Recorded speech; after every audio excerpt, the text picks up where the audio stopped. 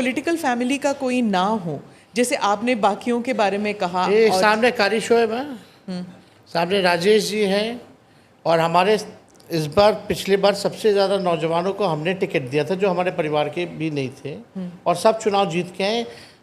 सबसे युवा विधायक अगर कोई है तो हमारे दल के हैं। और देखिए बिहार जो है देश का ही नहीं बल्कि दुनिया का सबसे युवा प्रदेश है। हमारा देश दुनिया में सबसे युवा देश है, और इस युवा देश में सबसे युवा अगर कोई प्रदेश है तो वो बिहार है।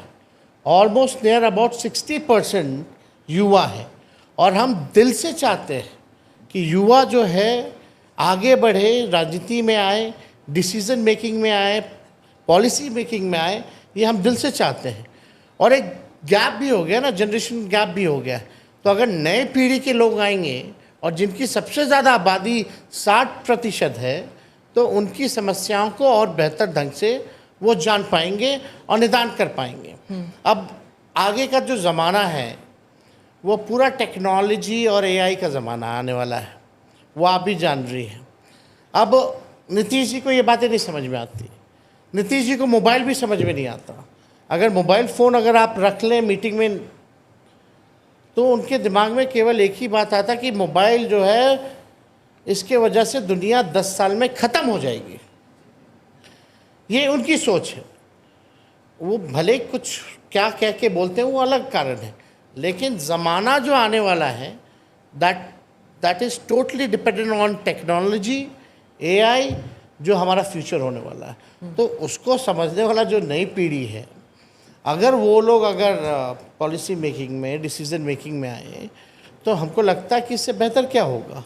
पढ़ी लिखी जो पॉपुलेशन है और जो सर्विस क्लास के लोग हैं, वो अपने बच्चों को पॉलिटिक्स में नहीं भेजना चाहते कि ये दलदल है, करप्शन है, पावर प्ले है, आप कहीं नहीं जाएंगे। So you know people don't want to send their children into politics.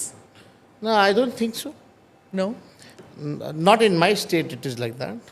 अच्छा, एक और बात आपसे मैं पूछना चाहूँगी, प्रशांत किशोर ने कुछ पर्सनल अटैक्स आप पर किए थे कि आप you are not passed 10th standard, ऐसे करके जब वो कहते हैं तो does it hurt you? No, it doesn't hurt me.